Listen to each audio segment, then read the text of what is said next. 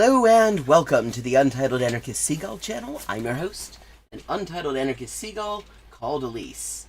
And, well, just a little update. So we were talking yesterday about the ICJ's ruling in the Gaza genocide case brought by South Africa. And I hadn't really, since I'd been streaming all day, had much time to really check out the reception of the ruling amongst the usual suspects. And I afterwards had a chance to have a look around, and wow, the cope is magnificent. It is truly remarkable. Like the New York Times, and also in Germany in particular, they've managed to find a very peculiar way to read the ruling, where they try to present it as some sort of win for Israel, despite the fact that it very specifically says that Israel immediately has to stop killing and maiming people and obstructing humanitarian aid in Gaza. Like, literally says Israel has to stop everything that they're doing in Gaza, listing it all very specifically, but they've decided to just sort of pretend that the actual, what's called the operative part, as in, like, literally that is the legal term for it, the part where the court tells the parties what to do, they sort of decided to pretend that doesn't exist. And it's particularly fascinating to watch this, because Israel did not get the memo. Oh, fuck. Gotta be kidding me. Sorry.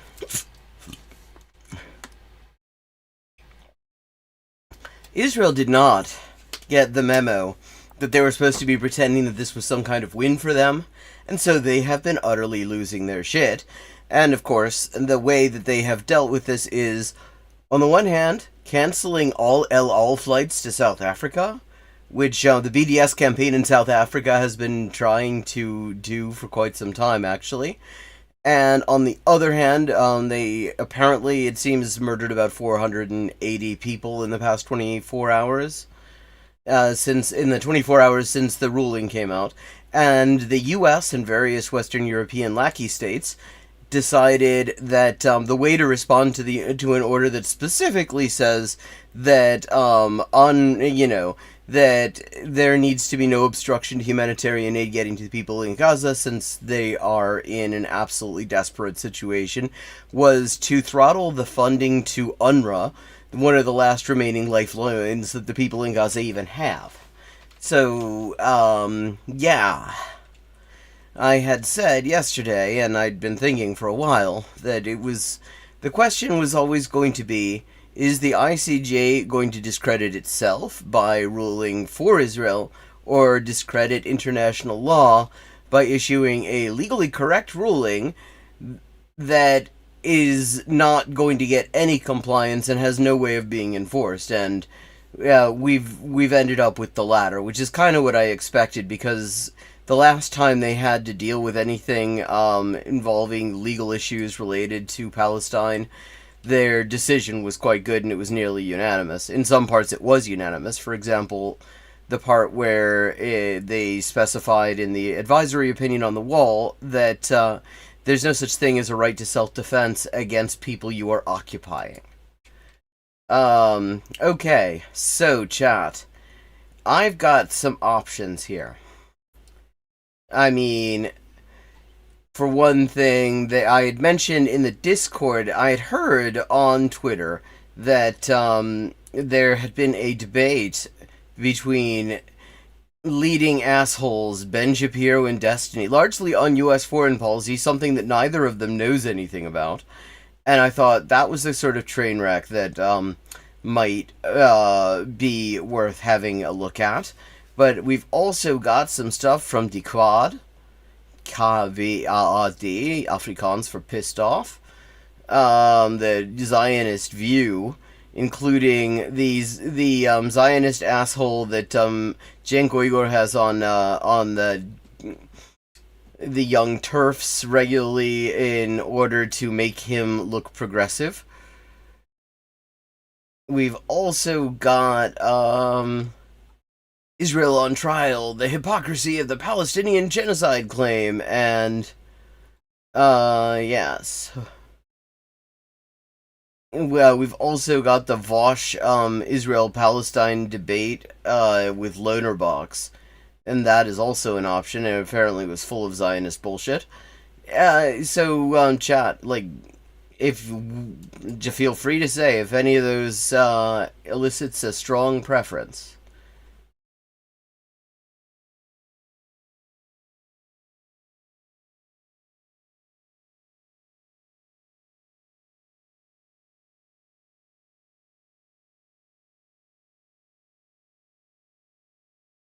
I'm gonna just start out looking at the Ben Shapiro Destiny car crash debate, because that's going to be just, I know that's going to be just buck wild. We can always switch over if this turns out to be boring, or if anyone has any other thoughts on the subject. Hey, Riveroon. So what do you reckon?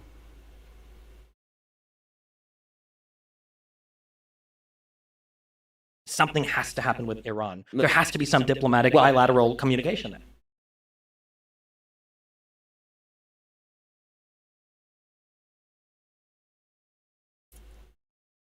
So, did you hear the options that I was looking at? The containment of Iran. History moves in one direction.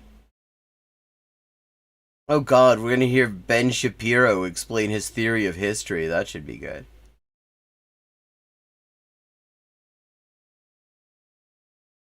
Like, Ben Shapiro is so fucking racist, Right. specifically against Palestinians, that it's really, I mean, he's a racist yank. That seems to be who, like, Israel likes to have as prime ministers. Like, I mean, the current asshole's from Philly.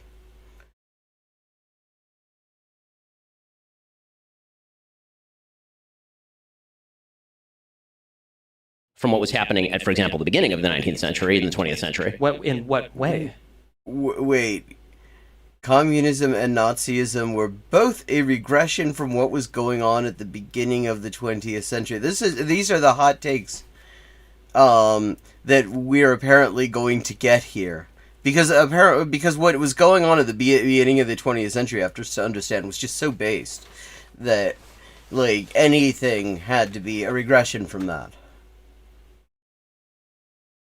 Do you think that today Donald Trump knows that he lost the election? Absolutely. So I don't. This is one of the areas where we get into the... I mean, wait, is Ben saying that he thinks that Trump is delusional? Is that the idea? Is he saying, because my understanding is that he backs Trump, and or is he saying that there is a legit reason to think that he did not lose the election, which of course is also which is bullshit. Like, but I mean, if he's supporting the guy and he also thinks, and he also, the way he phrased that, it sounds like he's saying he's delusional, then that's interesting.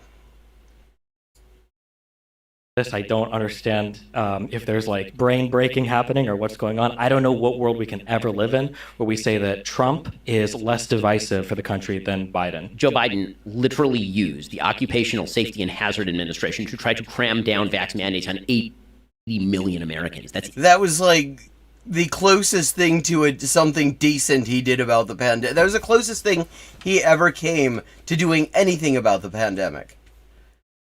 Of course, that's the thing that that the fucking Shapiro's going to be all freaked out about. That's the divisive thing. It's insane. What about supercalifragilistic? And then you're... What about pneumoalterobacter? Who gives a shit? Or the science terms. Yeah, exactly. Or what about the 7,000 letter thing that's from part of biochemistry? I got my education in the Soviet Union, so we just did math. That's why you're a useful person. Does body count matter? What? Yeah, this Overton window could actually be used for that quantum mechanics experiment where you send individual photons through to see if it's to see if the pattern they make differs based on whether somebody's measuring it or not. The following is a debate between Ben Shapiro and Destiny. Why is he dressed like fucking Vincent Vega from Pulp Fiction there? Is that just how he normally dresses? I've never heard of Lex Friedman. each arguably representing the right and the left of American politics. No, I mean, wait, is he saying that they, oh, respectively, he says, but, I mean, they both represent the right. Like, I mean, Destiny stands fucking Kyle Rittenhouse. He's a white nationalist. Like, how fucking narrow does your Overton window have to be that you think that these people represent opposing poles? Respectively. They are two of the most influential and skilled political debaters in the world. Oh, God. What? You really? You need to get out more, Lex. This debate has been a long time coming. Also, work on the fucking lighting a bit. I mean, I'm not saying I'm great at lighting, but I mean, you literally look like you're just a floating head above a triangle cut out of a white shirt. Like, work on that. You've clearly got some money for set design and stuff. That's not a cheap mic. Like, contrast, my dude. Like, his hair, too, it blends into the fucking background. What's the deal with that? Coming for many years. It's about 2.5 hours, and we could have easily gone for many more. And it I'm will sure probably feel like years. we will. It is only round one. This is the Lex Friedman podcast. To support it, please check out our sponsors in the description. And now, dear friends, here's Ben Shapiro and Destiny. He gives this introduction like he's introducing like Chomsky and Foucault in debate or something like that. Like fucking like this is like the most momentous thing that's ever happened in the world of political discourse.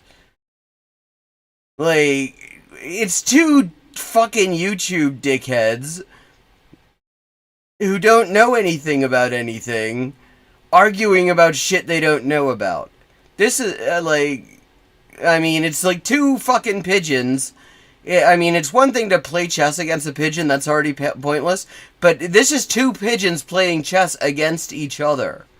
And we're talking like, yes, this is Snurpy the pigeon playing the white pieces against returning champion Flumpy the pigeon. And these are really shitty pigeon names that I came up with because I did not actually realize that I was going to be required by the bit that I'm doing to come up with pigeon names. Ben, you're conservative. Destiny, you're a liberal. That's what we're going with for the purposes of this thing. It looks like fucking marriage counseling, actually. They're sitting on the couch. They're both looking sort of chagrined, sitting on the couch sitting across the desk and everything.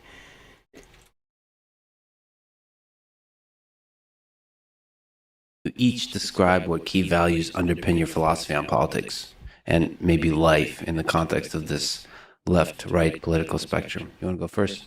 Yeah. So I think that he has to remind everybody that they are supposedly in different places on the spectrum because you really couldn't tell from what they have to say. have a huge country full of a lot of people, a lot of individual talents, capabilities. Wow, man. Yeah, you can see why he gets the billing he gets. We have a huge country with a lot of people in it. Well, I mean, this is like, what is this, like 4th grade debating team?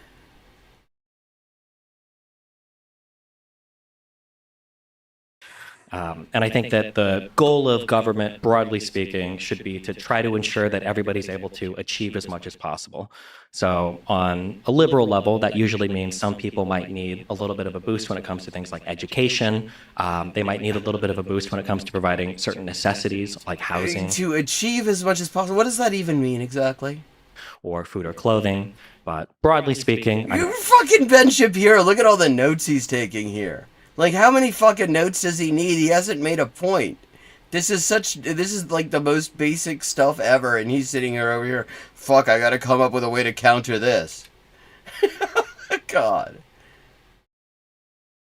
I mean, I'm still a liberal, not a communist or a socialist. I don't believe given the total command economy. Well, like, he's debated so many fucking leftists from so many different tendencies, and he still does not understand what these words mean.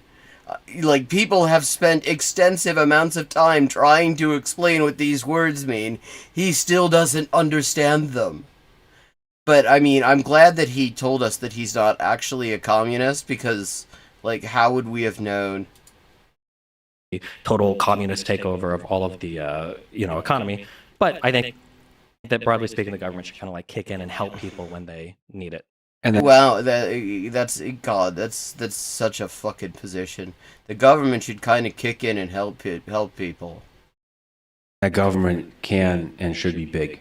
Wow, the big questions here. Should the government be big? Like, wait, this is okay.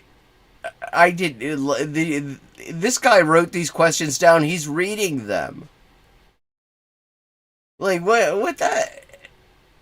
Look at how fucking intently he's looking over here. Like, really? Not necessarily. I noticed that when liberals talk about government, or especially taxes, it seems like they talk about it for taxes' sake or bigness sake. So people For bigness sake. will talk about taxes sometimes as like a punishment, like tax the rich. I think taxing the rich is fine insofar as it funds. Oh, well, I see. Wow. I mean, this is like, they're really two ends of the political spectrum. He thinks it's okay to tax rich people for a treat. Programs that we want to fund. But Democrats have a really big problem demonizing success or wealth. And I don't think When? Have you noticed the guy who's in the White House? that's a bad thing. I don't think it's a bad thing to be wealthy, to be a billionaire or whatever, as long as we're funding what we need to fund.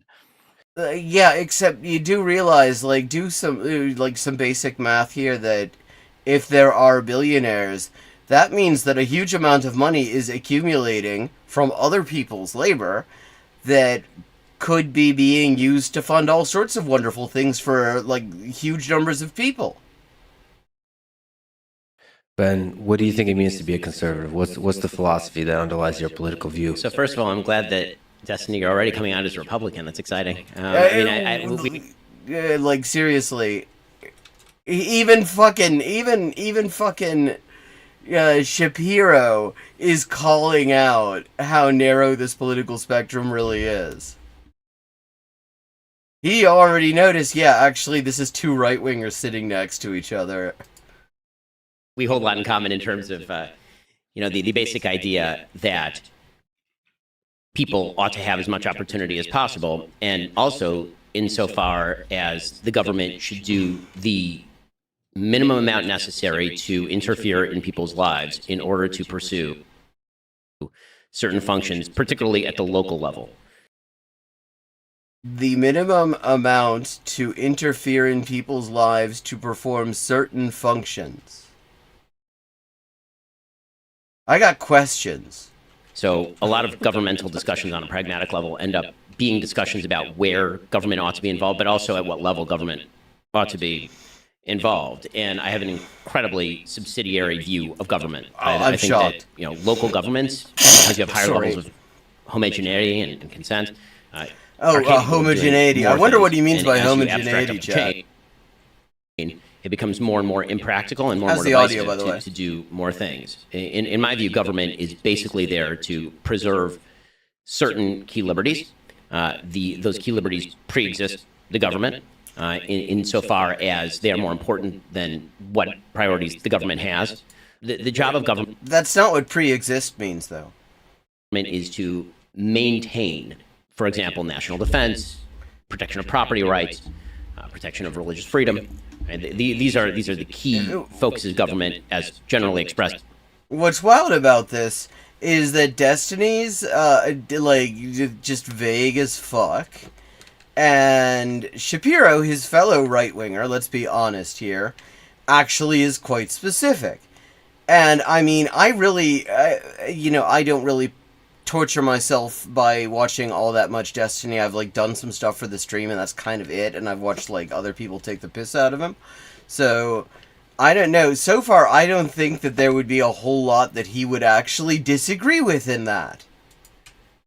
in the Bill of Rights and the Constitution. And I agree with the general philosophy of the Bill of Rights and the Constitution. Now, that doesn't mean, by the way, that you can't do more on a governmental level, again, as you get closer to the ground, which, by the way, is also embedded in the Constitution. People forget the Constitution was originally applied to the federal government, not to local and state government. Like, what's your point? But I mean, oh wow, right winger says he believes in Constitution. Film at 11 as well. Yep.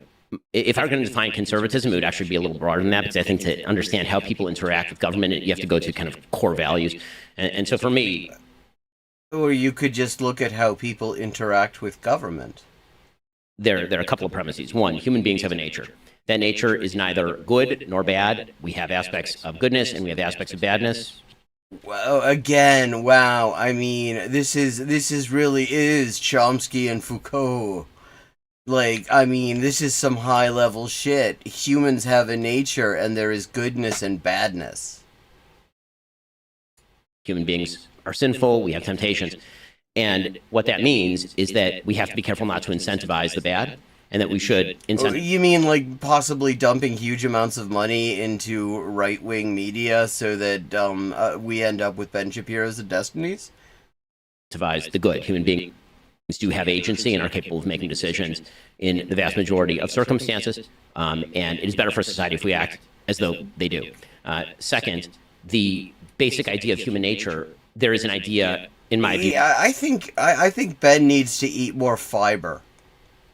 The more I look at those eyebrows, the more I look at that brow crease, the more I think that is a man who is missing some Metamucil. That all human beings have equal value before the law. Yeah, I'm a religious person, so I'd say equal value before God, but I think that's also sort of a key tenet of Western civilization, being non-religious or religious, that every individual has equivalent value in sort of cosmic terms. If there's one thing that Western civilization has always been totally consistent on, it's people having equal value.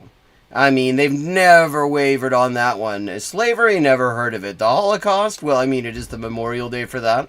Which is why all sorts of shitty takes, like Germany is being taken over by shitty takes by assholes who are trying to, like, abuse our dead, while at the same time making it very clear that if they had the opportunity, they would have killed him a second time.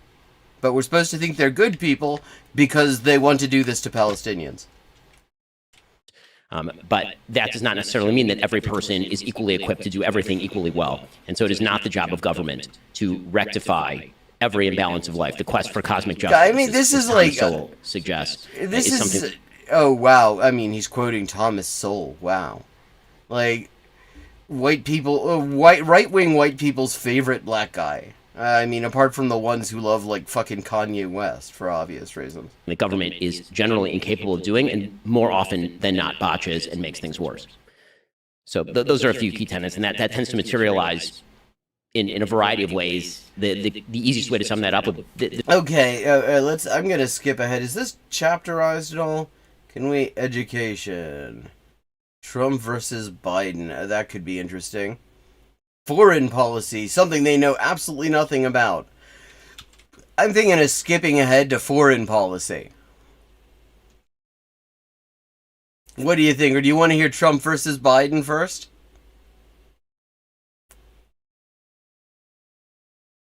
Let me know, chat.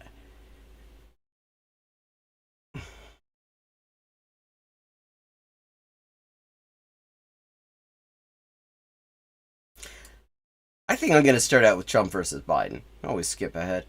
I mean, just because, like, finding a way... One of the really wild things is watching right-wingers try to find a reason that they don't like him other than he's just not a Republican. Because he's continued all the stuff that they were so enthused about when Trump was doing it. As we descend from the heavens of philosophical discussion of conservatism and liberalism... Is he just being deadpan here? Is he being, like, or does he genuinely think that this has been a lofty discussion and not just a regurgitation of talking points everybody's heard a million times? Let's go to the pragmatic muck of politics. I'm sure there's Trump going to be versus some Biden. muck. Between the two of them, who was in their first term the better president, and thus who should win if the two of them are. That is a horrible question, because it's like, that's like asking whether dog shit or rat shit is better.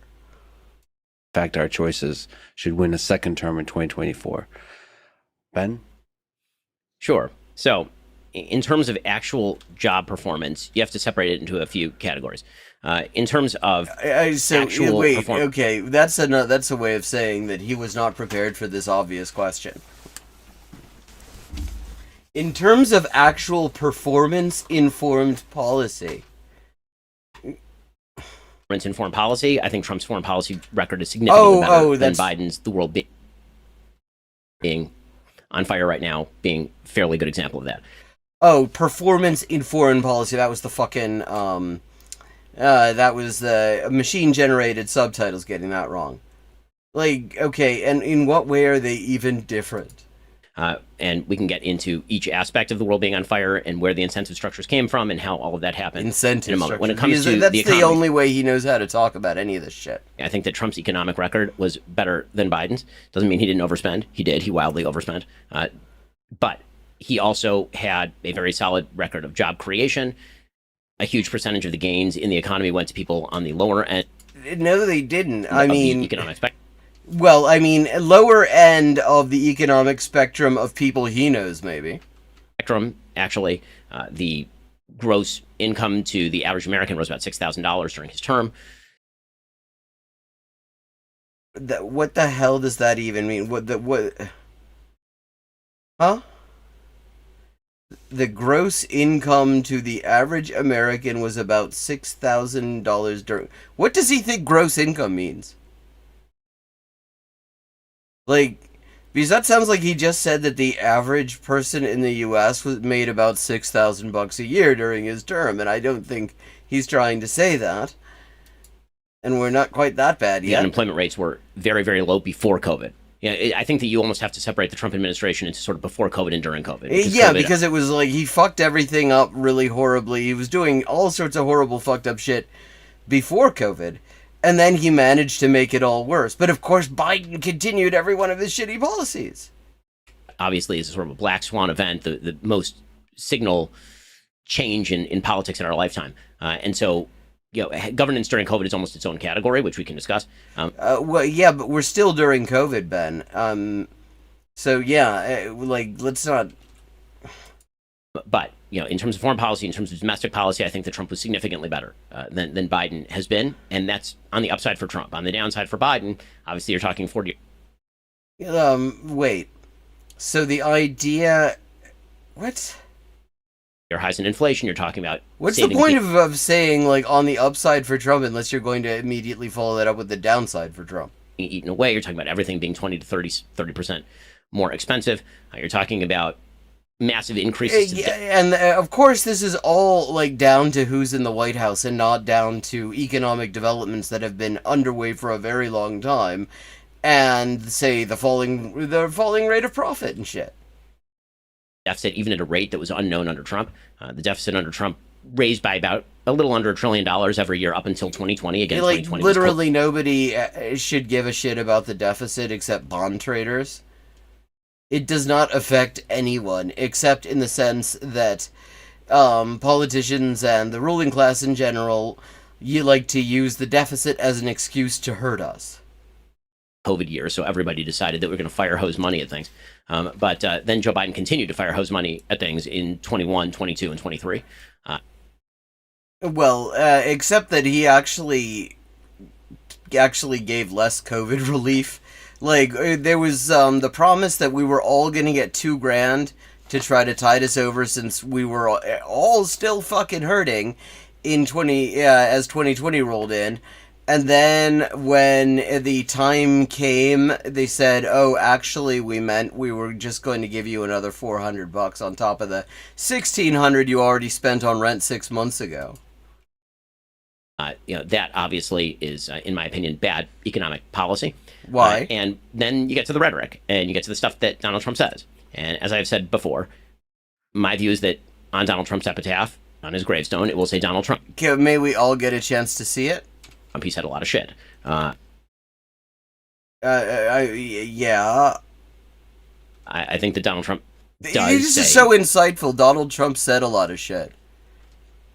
a lot of things. I think that is basically baked into the cake, which is why. Yeah, okay, this is so fucking boilerplate. Unless anyone objects, I'm gonna just skip.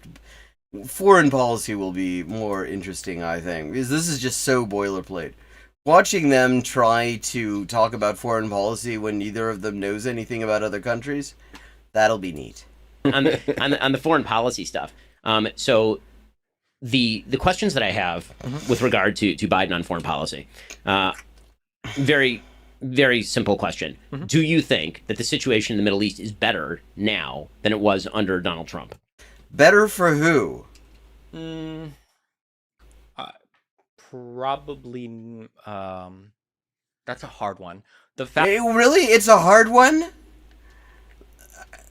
factors Why? that I'm making right now are obviously you've got the Israel-Palestinian war that's going on right The genocide, which is now, which is kind of bad, but kind of bad. The genocide is kind of bad, y'all. Chat. I mean, this guy, he's totally on our side of things. He says that the genocide is kind of bad. broadly speaking, I'm not sure how much that affects the Middle East as much as the collapse of Syria. 2013 Syrian civil war sent millions of immigrants throughout all of Europe, and Which was under. I think you mean refugees? which was under Obama and continued Right. under Trump. Trump didn't do anything to alleviate any of the Syrian civil war. I mean, both Obama and Trump did quite a lot to stoke it, though. In turn, Why did Syria end up as a preserve of Russia again? how did Syria end up as a Syria is literally occupied by the U.S. right now. preserve of Russia? Yes. Why did it end up being essentially a client state of Russia? I know that Putin enjoys access to the ports down there. I don't know. You tell me. I mean, the reason is because Barack Obama suggested that there was a red line that would be drawn in the face of chemical weapons use. Bashar Assad then used. Literally, this is just wild. Yeah, I mean, none of these people, they don't know anything. And neither of them seems to realize that the U.S. is literally occupying Syria right now. Chemical weapons in Syria, and Barack Obama was unwilling to then essentially create consequences for Syria in the form of any sort of Western strike. And so You mean, killing more civilians? Wait, he outsourced it to Russia?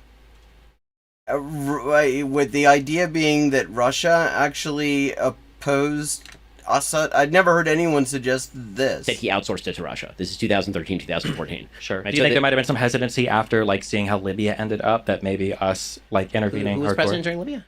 Obama? Yeah, I mean, Well, I think that might be his point, but I don't think that that's actually what it was. First of all, there was not hesitancy. They're literally ignoring the fact that the most reactionary and sectarian segments of the opposition, of the armed opposition in Syria, were massively armed by, openly and covertly by the U.S. I mean, so Sure, but what does that have to do with anything? No, I'm just I mean, saying there might have been a mistake learned. the point that I'm making is that our- actually the Middle East, I mean, just historically speaking, was historically good under Donald Trump. I mean, it's very difficult to make the case. that Well, either it was before or historically good for who? For who is it good for? I don't think it was great for the Palestinians, but we know Ben Shapiro doesn't particularly give a fuck about the Palestinians. I mean, he said, absolute, just wildly racist shit, which is why I'm surprised nobody's, tapped him to be on the Israeli cabinet.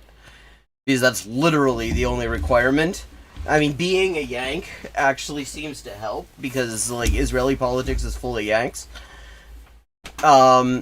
But, yeah. So, good for who? I mean, it wasn't great for people in Libya, because Libya was still, Africa's biggest open-air slave market, thanks to NATO. And thanks to, the US and the EU, it started to be the home to massive concentration camps for African refugees in order to stop them exercising their right to seek asylum in Europe. Like, so yeah, the Middle East was wonderful. Thank you, Ben. After Trump, were better than during Donald Trump. Was Like, it? this is I an mean, area of, the yes. Syrian. I don't think that Trump contributed to the Syrian situation improving much. I think I mean, that he caught wrecked a lot ISIS. of. He did What? wreck ISIS, which was in the. I mean, ISIS had been Well, getting no, he wrecked. fucking didn't.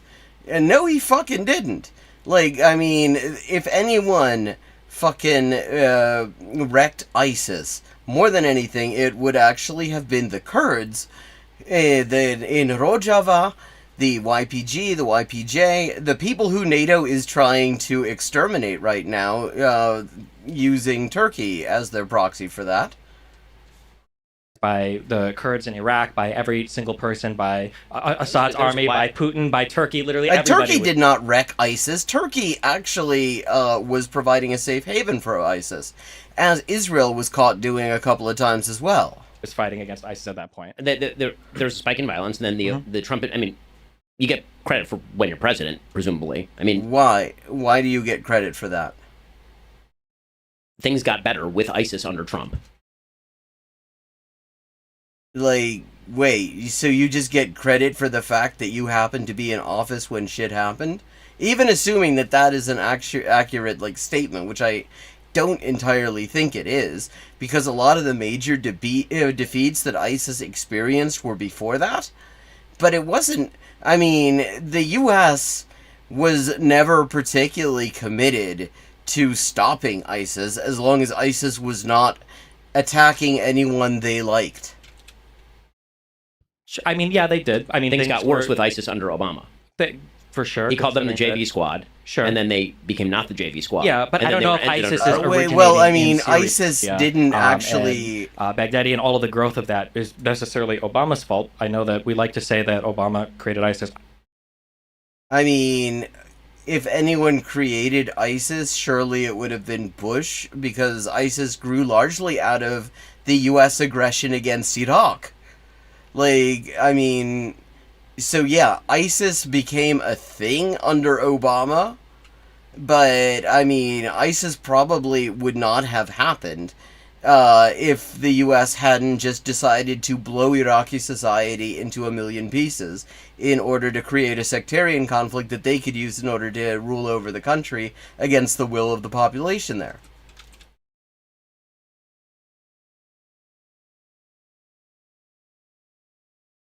I don't know if you say that, but I've heard that saying a lot. I think that's a little bit simplistic. A little. I don't think that when, Sure. when I'm looking at like actions that presidents have taken, the biggest criticism I have for like Middle Eastern policy is I can't wait for this. think the Doha Accords were a disaster, and I think that's like one of the biggest blemishes that we have right now. I would also argue that moving the embassy to Jerusalem. Oh, I have to actually...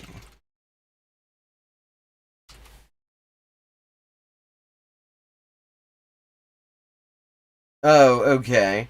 The Doha... Oh, so he's decided the worst thing was the way the U.S. tried to save face when ending the 20 years of aggression and mass murder in Afghanistan and transitioning over to a situation where the U.S. is trying to starve them to death through so-called sanctions. So, like, the worst thing as far as he's concerned is that there is less aggression. Jerusalem was also kind of silly, and arguably contributed. Silly. It was silly. Recognizing, like, okay, it had been official U.S. policy. You wouldn't really guess it from a lot of statements and stuff like that, but officially the State Department stance was that of basically the entire world, that Israel did not have the right to annex Jerusalem, and therefore could not claim Jerusalem as its capital. So I don't think that recognizing the annexation of Jerusalem is necessarily what I would call, like, silly, exactly. I don't know if that's the word I'd use. To some of the conflict we see right now No, between exactly. Israel and So I'll Palestine. argue precisely the opposite, Go ahead. especially given the fact that after the movement of the embassy to Jerusalem, the Abraham Accords continued to sign and actually expand. Well, I mean, yes, but, you know, we're after the moving of the embassy to Jerusalem right now, actually, Ben. We are still after that thing. And yes, the fucking normalization deals with between U.S. client states, did continue, but that was because everybody was pretending the Palestinians were a spent force. And it turned out the Palestinians were playing a long game. Sort of like the analogy that keeps coming to mind for me is, does everyone know at all about the big escape from what's known variously as Longcash and the Maze, this big, ultra-high security, semi-military prison that Britain built in order to house IRA prisoners? And after the hunger strike failed, and 10 volunteers died as a result of that, the IRA, the provisional IRA, decided that they were going to change their strategy. And what they decided was, instead of trying to reason with Margaret Thatcher, which obviously was not going to happen, they were going to actually just do a big prison break.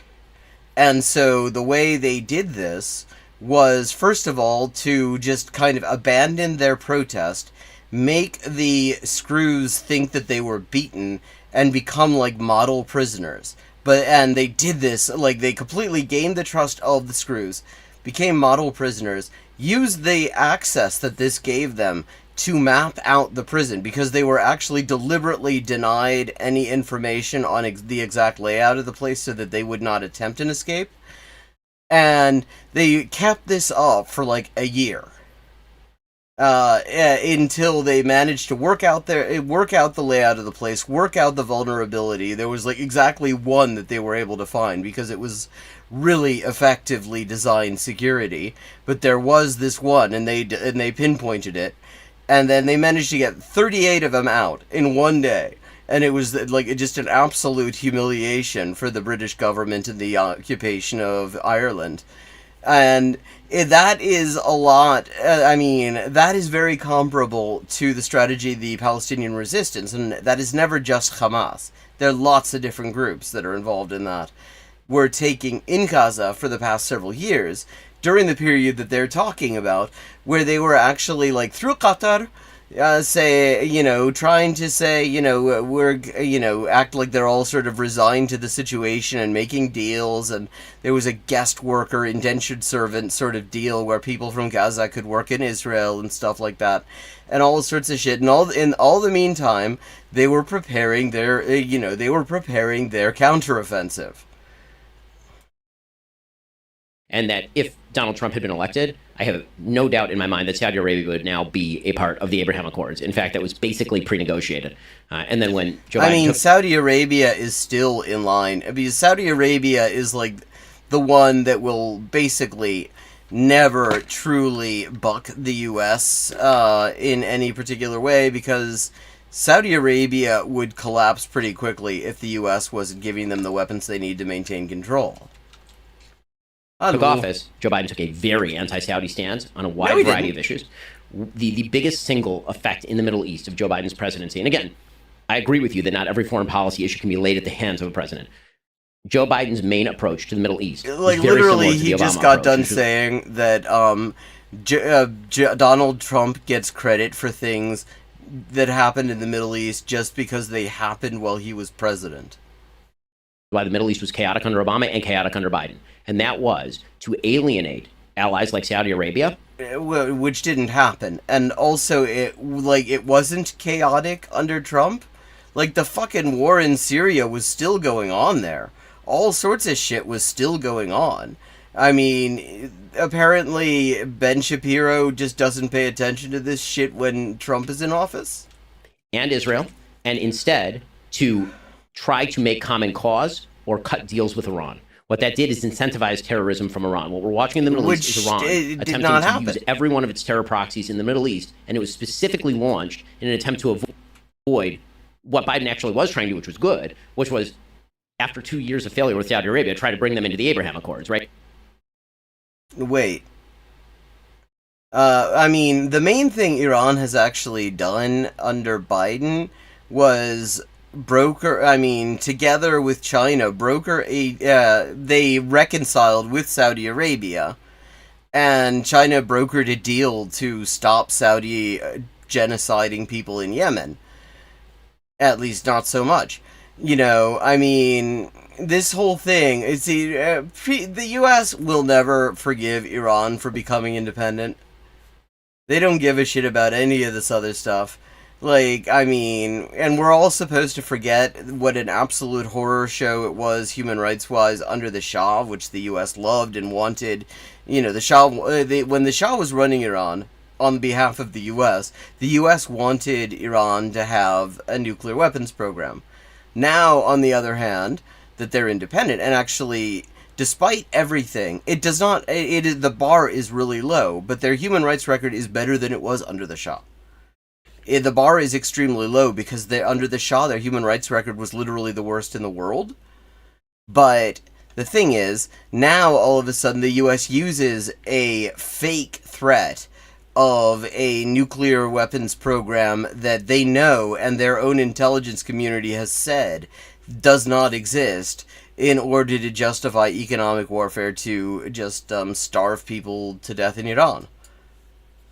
Right, that was what was burgeoning at the end of last year, and Iran saw that, and Iran decided that they were going to throw a grenade into the middle of those negotiations by essentially activating Hamas. Hamas commits October 7th. Activating yeah. This is it always. I mean, and liberals are absolutely not in any way innocent of this. This is something that seems to be like. Just the U.S. foreign policy establishment in general, U.S. foreign policy discourse in general. You have the idea that any official enemy could actually be acting with their own agency is completely left out. It is completely omitted. It is anathema. There is no consideration of the possibility that an official enemy might have some kind of agency.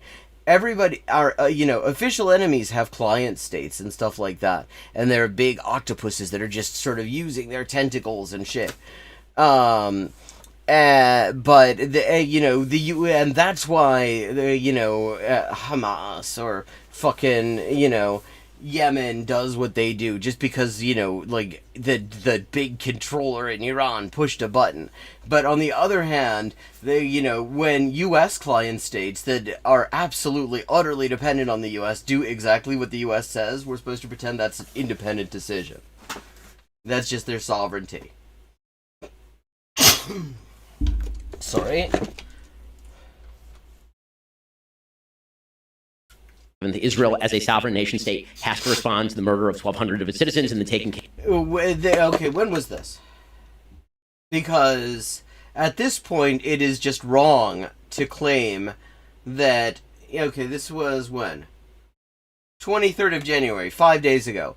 By this point, there was absolutely no justification for claiming that all 1,200 were that none of the 1,200 were killed by Israel. I mean, and the thing to remember is, by the time the 1,400 figure came out, Israeli officials no doubt were well aware that the order had been given, because according to the Israeli media, like mainstream outlets like Yediot Ahronot and Haaretz, you have the order was given to fire on buildings and vehicles that hostages were suspected of being in, and a whole lot of people got killed. There are no figures, and there are all sorts of excuses for why there's never going to be a proper investigation, and of course, Israel has been literally burying the evidence that could have been used for a proper investigation of it, but what is clear is that top Israeli officials, by the time they started bandying about that 1,400 or 1,200 number, would have known that it was simply false to claim that Palestinian forces killed all of them. Danke.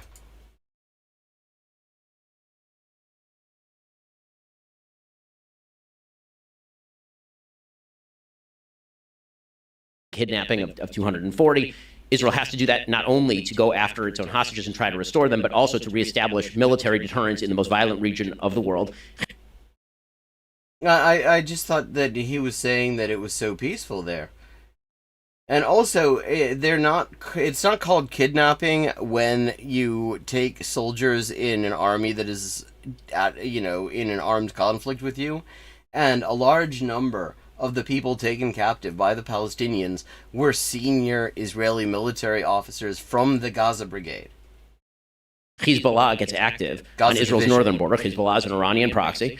They get active on the northern border. Yeah, he's just nodding along to this because, what we're seeing here is just how narrow the spectrum of official discussion is on of the fucking subject of what goes on in the rest of the world. The Houthis in Yemen get active. These are all the only reason all this is happening at the same time is because Iran is doing this, right? Oh yeah, of course they fucking agree. Of course they fucking agree. Yeah, the only reason that anyone is pissed off at Israel right now, and it's just because Iran pressed a button or something like that. No, it's not because these groups have actually long-standing relationships.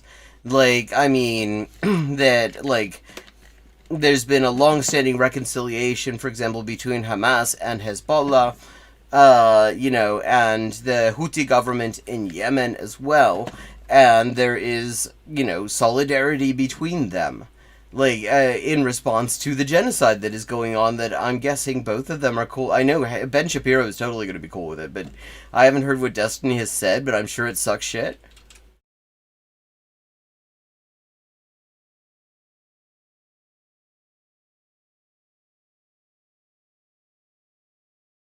Oh, come on. But not just that, they're threatening global shipping. Sure. If you're talking about the effects of global supply line. Well, no, they are sanctioning Israeli shipping and now U.S. shipping because the U.S. started a war with Yemen in order to stop the sanctions, rather than just stopping the genocide and ending the sanctions that way. I mean, now they're just washing it up. Which I totally agree had a major inflationary effect on the economy thanks to COVID. Mm-hmm. Right now, the cost of shipping. Wait, what? Is nearly double. Based. Was just a few weeks ago, and that is because a ragtag group of Houthi barbarians. The Yemeni Navy, he means. But of course, again, where's the fucking pith helmet? Are attacking international shipping and forcing everybody to stop using the Bab el-Mandeb Strait, instead going around the Cape of Good Hope in Africa. All of that is the result of the fact that Joe Biden reoriented the United States in the very early days. No, it isn't. In favor of a more pro-Iranian stance, he pointed out. No, it isn't. What pro-Iranian stance? The U.S. is still, Biden did not even actually relax the economic warfare against Iran, to take into account the pandemic. Iran had to go to the World Court against the U.S. to try to get some sort of relief from the economic warfare, so they could get food and medicine and shit in there in order to deal with the fucking pandemic that's still going on.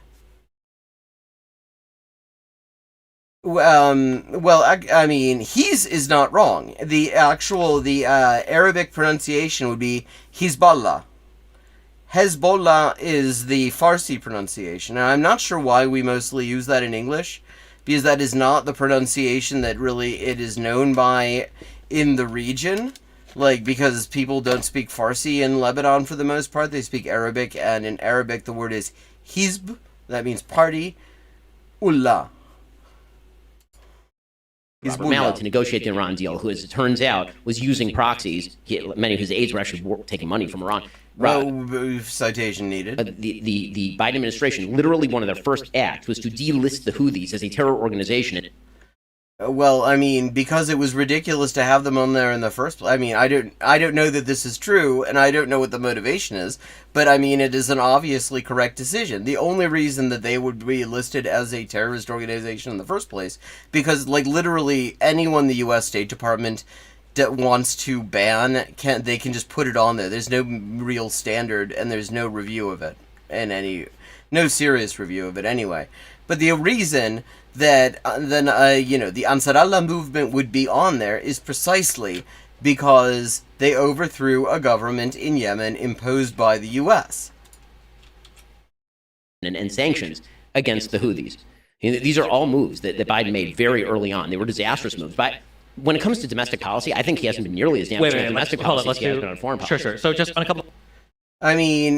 These guys, okay, let me see. Is there going to be any pushback on any of this? Middle Eastern things. So one of the big things that threw the Middle East into disaster was, what we are all traumatized by it now, was the Iraq invasion, which happened under a Republican president. Sure. Figure that, right? Sure. I mean, supported by lots of Democrats, including the one currently in the White House. The deposition of Saddam Hussein and everything that followed after probably contributed more to the growth of ISIS and the destabilization. Okay, I see. This is the unfortunate thing. This is one of the effects of having two grade A jabronis arguing with each other, is that one of them will at least occasionally have a nearly reasonable point. So here, this is that occasion. We are watching the time that Destiny actually says something that isn't strictly just a bunch of ignorant shit. Of that entire region, probably more than anything else. I think that prior to Bush, for Clinton, and even at the beginning of Bush's presidency, we were on some kind of road to normalcy with Iran, which I think has to happen, whether we like them or not. Why should it be up to us liking them or not in the first place? Maybe the U.S. doesn't have a right to say who other countries get to be governed by? Till Bush, for whatever reason, decides to throw Iran into the axis. Yeah, it's such a mystery why Bush decided to throw Iran into the axis of evil along with all the other countries that were long since on the U.S. enemies list because they don't follow orders. Of evil. I need some evidence that we were on road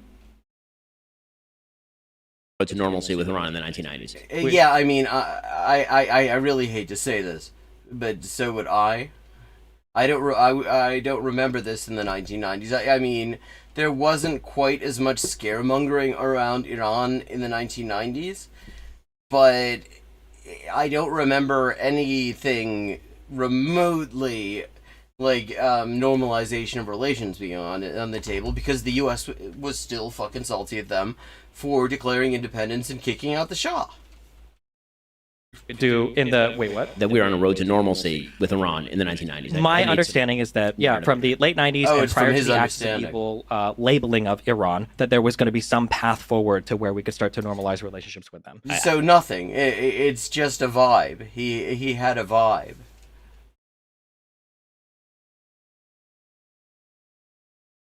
I find that very difficult to believe, and so do I, actually. See, again, this is the danger of having two complete jabronis argue with each other, because occasionally, despite the fact that they both suck shit, you're going to find yourself agreeing with them every once in a while, and here, twice in rapid succession.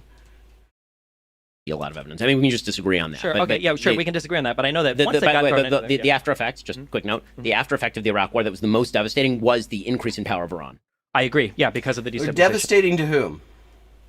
Yes. Iraq, and Iraq not having a government there that was functional for at least a decade, and was in fact a Sunni government, right? Originally, it was a Sunni government. Well, actually, I mean, the thing is, see, that is taken as an article of faith in the U.S. because it was used to justify the extremely sectarian constitution the U.S. imposed on Iraq without asking, and the extremely sectarian way that they organized everything during the occupation. But, like, there were a lot of senior officials who were actually, like, Catholics under Saddam Hussein. I mean, there were a lot of Sunnis, yes. That is true. And, of course, Shia, specifically because of their, proximity to Iran in a lot of ways, religiously anyway, were certainly oppressed under... But it actually was not, like, this strictly Sunni government in the same way. Like, I mean, Saddam Hussein's right-hand man for a long time, Tariq Aziz, was Catholic. Banning the Sunni army was one of the worst things that the Bush administration did. Banning all the former Ba'ath parties, sectarian, yes. Yeah, all horrible under a Republican president. But don't disagree. Except under a Republican president, I don't remember the Democrats opposing to the any growth of it. Power in Iran, maybe even to the destabilization of Syria, probably more than anything that Obama did. I mean, maybe if we're going to talk about the destabilization of Syria, we need to talk about the fact that George W. Bush actually threatened to invade Syria because Syria was taking in large numbers of Iraqi war refugees. And the U.S. did not want those refugees to get to safety in Syria. And so for a while, Bush was actually threatening Syria with a widening of the war in order to get them to stop taking in refugees. I don't Also, remember if they when went we look along at with Iran that. funding people in the region, I don't disagree with that as well. I think Iran is the number one instigator of bad guy things right now in the Middle East. Yeah, the number one. Like, okay, you don't see any other candidates, do you, Dennis Destiny? Like, I mean, the U.S., for example, Israel. I mean, there's this whole genocide going on. Maybe you heard about it. Iran, the IRGC, I supported when Donald Trump killed Soleimani. I think that was a great thing.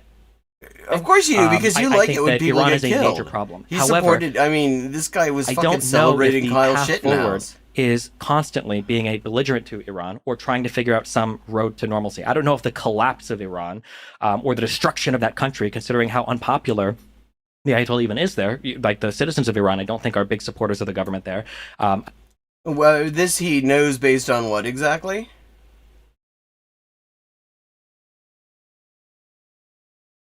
Gjort en game.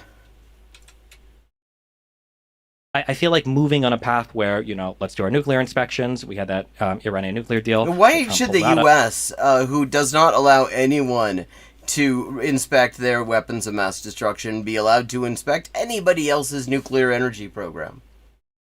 Let's do the nuclear inspections. Make sure you're not on a way to nuclear weapons. Let's I mean, if you want to make sure that, see, it's worth noting the U.S. the U.S. pretends to care about nuclear weapons in the Middle East, but every once in a while in the UN General Assembly, and a resolution is proposed calling for the Middle East to be made a region free of nuclear weapons. Guess who votes against that every time?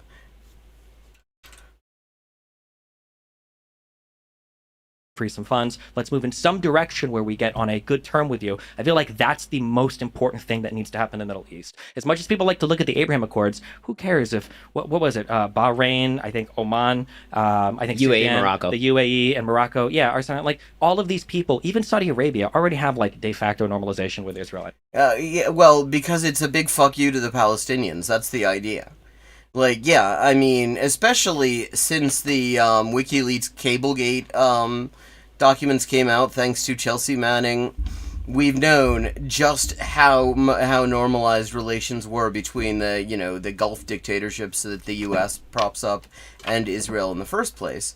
But I mean, it was pretty clear if you paid attention. None of them were actually doing anything that would seriously challenge it. I mean, they would have like gestures of like pretending to care about the Palestinians because like their general populations overwhelmingly support the Palestinians and hate what's being done to them. And it's a way to sort of manipulate them by pretending to be against this thing that everybody hates while not doing anything about it. Which, again, I mean, like, a lot of Palestinians in Gaza have been calling the fuck out of that as well in the past few months, because you have all these governments saying, oh, yes, we're with you, Palestine. They've been saying that for years, and, like, now they're being genocided in Gaza, and nobody does anything except Yemen. But, I mean, the reason you have those accords is if you really want to send a message that the Palestinians are totally irrelevant. Anyway, they're all trading. No, this is, I mean, to pretend that anybody even 15 years ago would have been talking about normalization between Saudi Arabia and Israel is insane. I mean, that's 15 years ago, it was pretty well known that, I mean, they had already been they were already. Yeah, I mean, 15 years ago is before the Cablegate documents came out, but it was still, like, an open secret. I mean, because the thing is, what you don't have happen, one thing that doesn't happen very often at all, is that two countries that both depend on the U.S. for their weapons and their support end up actually being in any serious conflict with each other.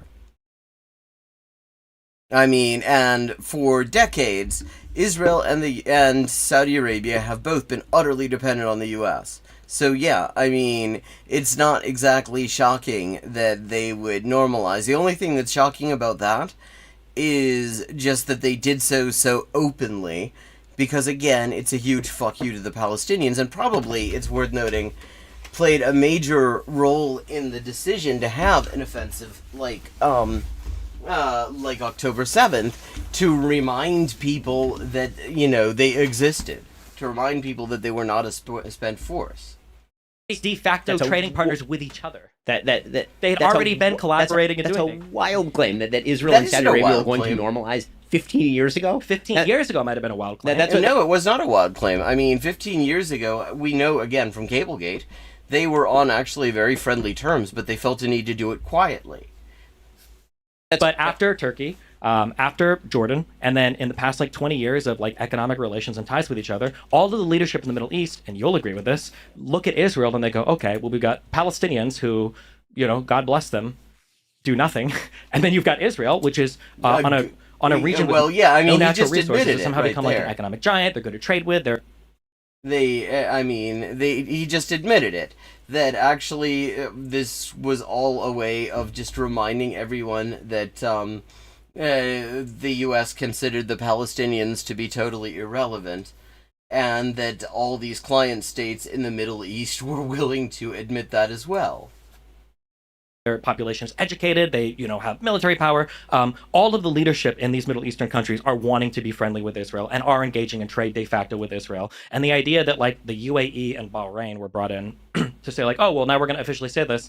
Those were the first steps toward obviously the formation of a new Middle East in which economics would predominate. Oh, yeah, economics weren't predominating to begin with. Why exactly do you think that the U.S. was so heavily involved in the Middle East since 1945, incidentally? I mean, they took over more or less immediately from the British Empire when the British Empire started to collapse.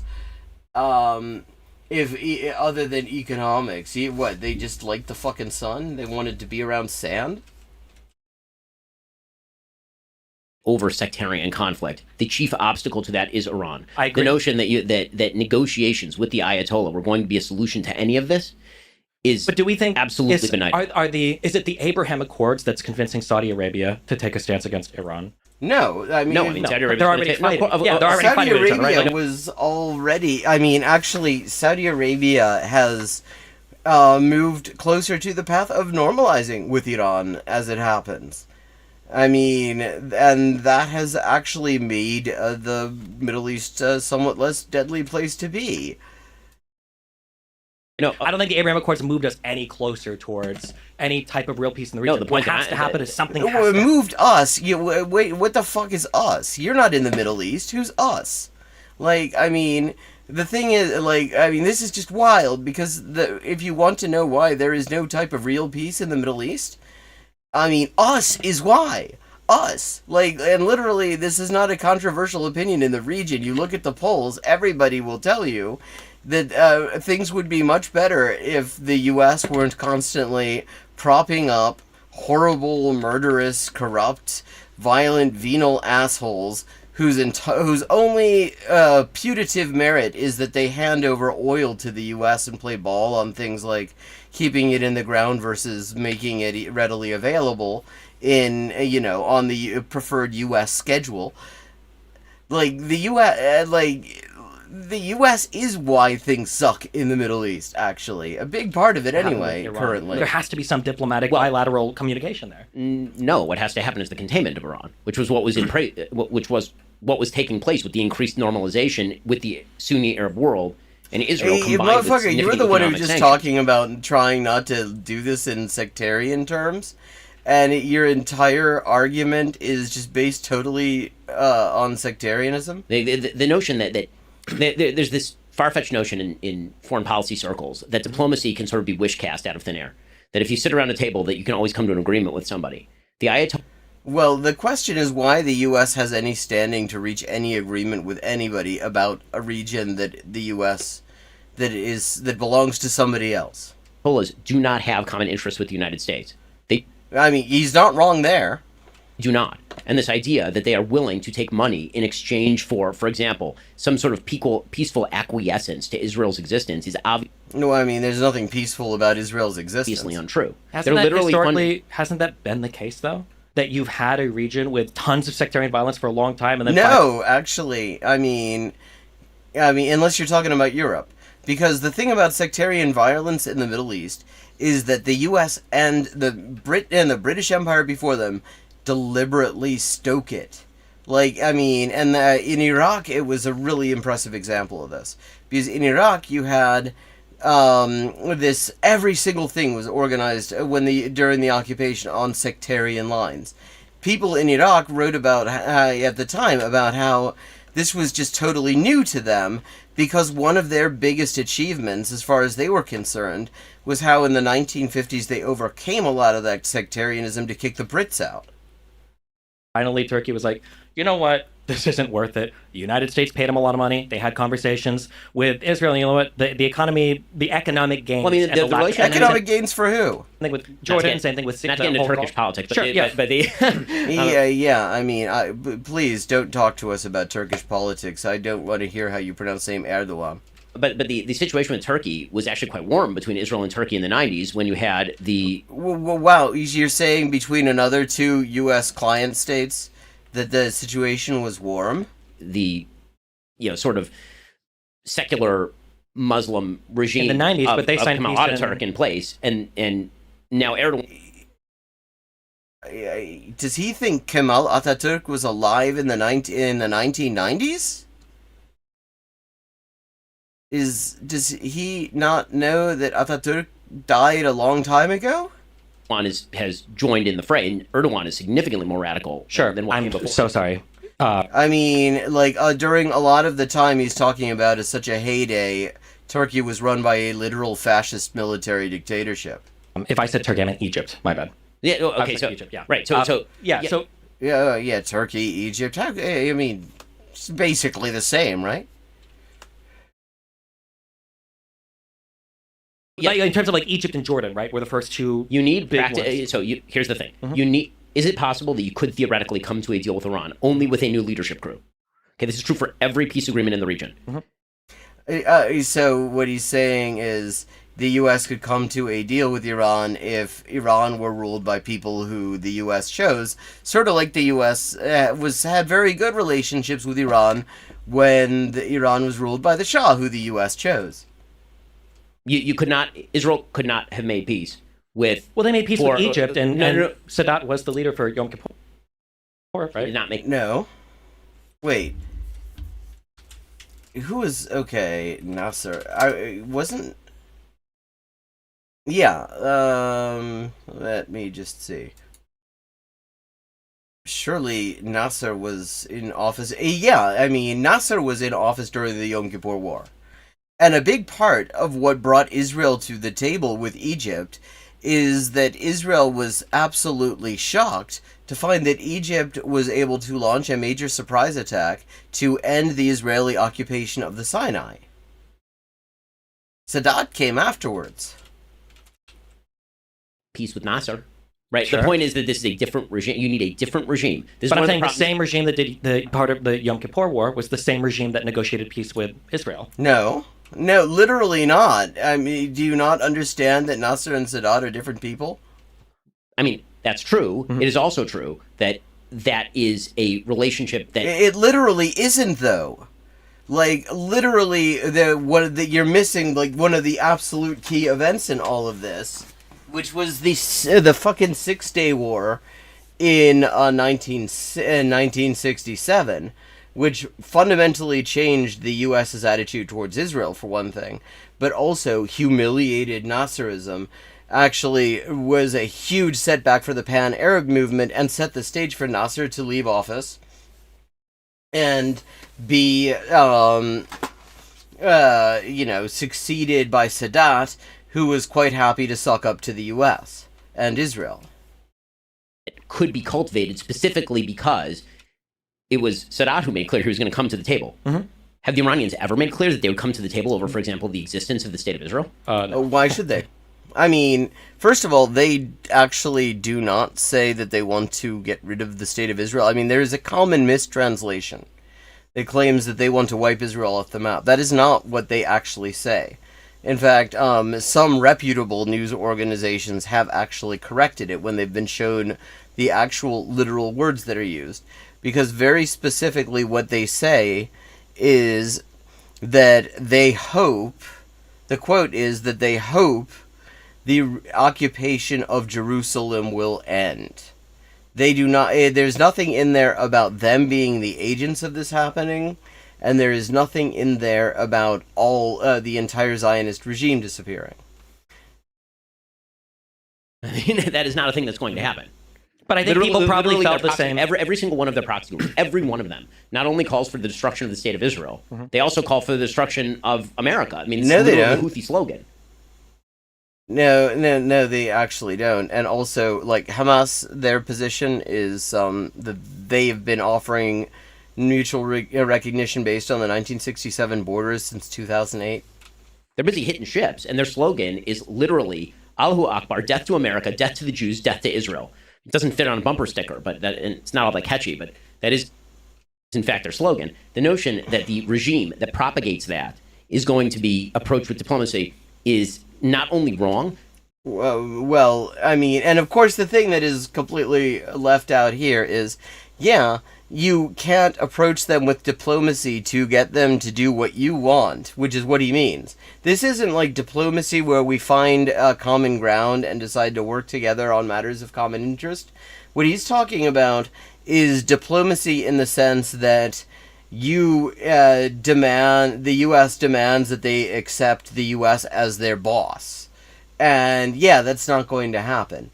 And the disagreement here fundamentally is between Destiny, who believes that actually some of these people might be able to be bought off and submit to U.S. rule, and Ben Shapiro, who is convinced that they will not.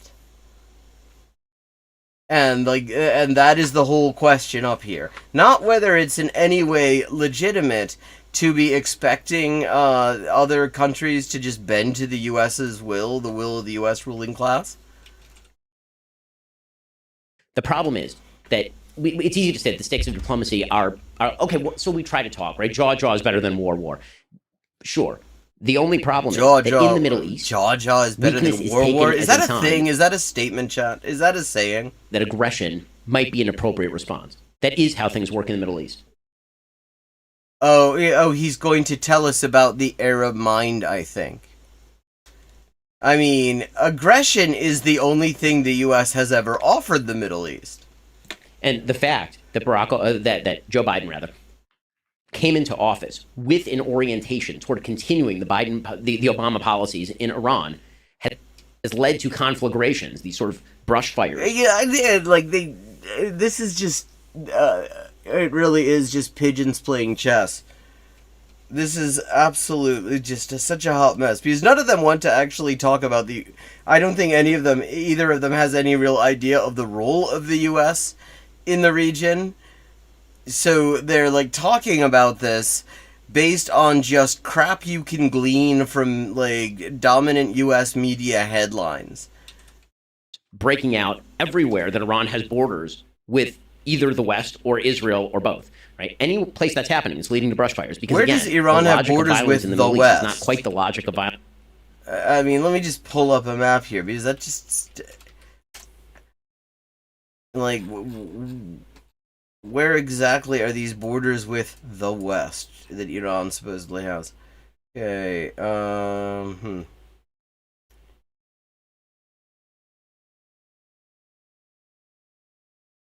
I mean, are we talking about Armenia and Turkey and Azerbaijan? I mean, Iran's borders are Azerbaijan, Armenia, Turkey, Iraq. It is I guess it has like a sea border with the Gulf dictatorships, and then Afghanistan, Pakistan, and Turkmenistan. Where exactly is Iran's border with the West? Islands and other places in the world. By the way, I think the logic of violence in the Middle East is actually closer to what most international politics looks like than we wish that it were. I mean, I think that's part of what's happening in Ukraine as well. So you think okay, how is he going to do this fucking analogy? Excuse me, by the way, here's my question about Ukraine. Sure. Well, just real quick, and then you can answer this now. So you think that for Iran, right, a country that has been sanctioned for God knows how many years now, you think that for Iran, just continuing to sanction them and contain them... It's not... I mean, let's stop using the term sanctions for when it's clearly not that. I mean, the U.S. does not have a right to unilaterally sanction anyone just for doing things the U.S. doesn't like. When the U.S. does that, without any legal basis for doing it other than that the U.S. declares that it has the power to do economic warfare against people, that's just economic warfare, and it is overwhelmingly internationally condemned. Is an effective way, is more effective than trying to engage them in bilateral or multilateral peace talks? Yes. It's also worth remembering in the case of Iran that Brazil and Turkey had come very close to working out a deal that Iran was willing to accept, that the U.S. immediately torpedoed because they wanted to keep the conflict going. 100%. Okay. And the proof is in the pudding. Before we go to Ukraine, can I ask about Israel? So you're both mostly in agreement, but what is I don't know if I'd say that. Okay, but I mean, I haven't seen any real disagreement. as I'm learning, what is Israel doing right? What is Israel doing wrong in this very specific current war in Gaza? Okay. I mean, frankly, I think that what Israel is doing wrong is if I were Israel, okay, like, again, America's interests are not God. Can we just thank fuck he isn't? coincident with Israel's interests. If I were an Israeli leader, I would have swiveled up and out and knocked the bleep out of Hezbollah early. Yeah, you see, I mean, this is just fucking fantasy land. Because the thing is, the reason that, Israel is not currently occupying as much of southern Lebanon as they used to. Now there's, like, one area that they're still occupying, and that's kind of it at the moment, is that the last time they tried to engage Hezbollah in a ground war, they got their asses kicked.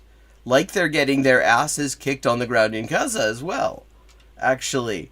Because it turns out that an army of glorified cops who like to just TikTok themselves doing just fucking obscene shit in people's homes, it is not really up to fighting with actual armies. Hey, Yoshi Crimes, yes, I'm dual tubing, dual casting. I'm on YouTube, I'm on Twitch, those are the two things I'm live on. At least for another, 9 minutes. What does that mean? What does that mean? So I would have, Yoav Gallant, who's the defense minister of Israel, was encouraging Netanyahu, who's the prime minister, and the war cabinet, including Benny Gantz. So whenever people talk about the Netanyahu government, that's not what's in place right now. There's a unity war government in place that includes the political opposition. Yeah, because there is no meaningful opposition on this. Benny Gantz is as much a genocidal fuck as the rest of them. I mean, his last campaign, he campaigned on how many Palestinians he'd kill. Like, that was his fucking, that was his, slogan, how many Palestinians he'd kill. This is why I say Israel is just a fucking 4chan country.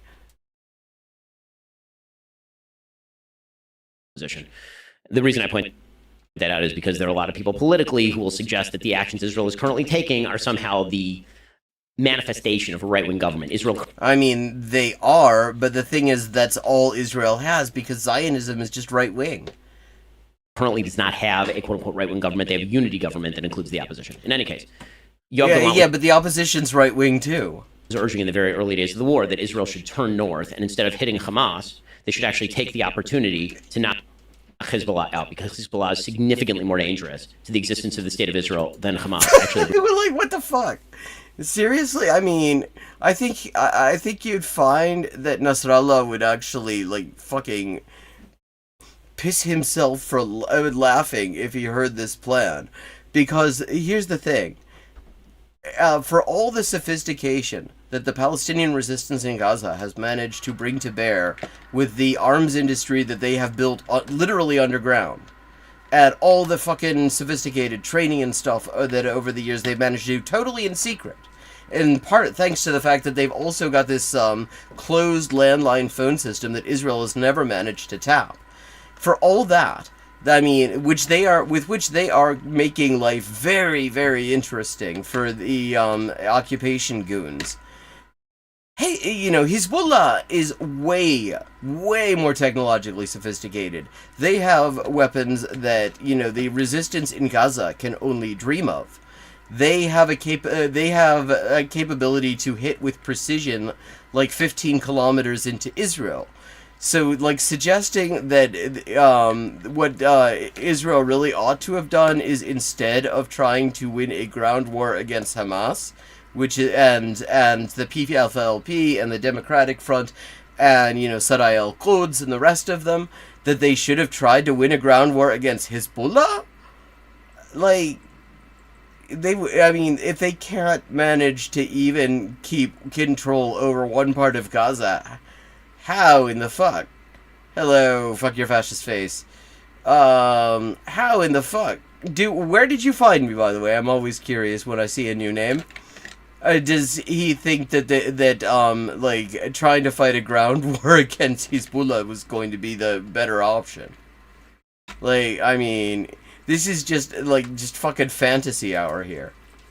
Agree with that. As far as what Israel has been doing wrong in the actual war. Yeah, like the genocide, for example, is a thing they're doing wrong. I mean, they shouldn't do that. Again, from an American perspective, I think that Israel is doing pretty well. From an Israeli perspective, if I were Israeli, I would actually want Israel to be less loose about sending its soldiers in on the ground level. So, yes, because they're getting their asses kicked. Israel's attempting to minimize civilian casualties. It is amazing to hear anyone still claim that. They've killed 30,000 people. Plus, like, all the people who are still under the fucking rubble, and all the people who are very quietly dying of starvation, disease, dehydration, in 3 months. And, I mean, that is more Palestinians have been killed since October than had been killed by Israel between January 2000 and October 2023. That's minimizing civilian casualties, is it? And the cost of that has been the highest military death toll that Israel has had since the 1973 Yom Kippur War. I mean, I personally know, through one degree of separation, 3 separate people have been killed in Gaza. And that's because they're going in door to door. It's because they're attempting to minimize civilian casualties. But they're not trying to minimize civilian casualties. Here's my Discord. They're they're literally rounding people up and shooting them, and like destroy. They're trying to minimize military casualties, and it isn't fucking working. Actually, it isn't fucking working because the resistance controls the entire area and has their eyes on them wherever they fucking go. But after that, like, fucking surreal episode, it is time for me to wrap up. I just want to thank everyone who joined us. It's always good to see all of you. It's always good to see new people as well. Fuck your fascist face. I feel awkward saying that because I don't want, because it almost feels like I'm telling you to fuck yourself, or that I'm being told to fuck myself, even though I don't have a fascist face. But thank you for joining, and I look forward to seeing you in the Discord.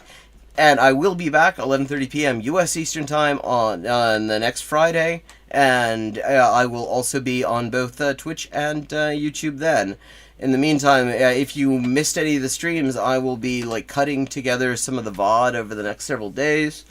Now that I've finished the Kollontai translation and sent it off to the publishers, the thing that I've been working on every day for the past year is like not part of my schedule anymore.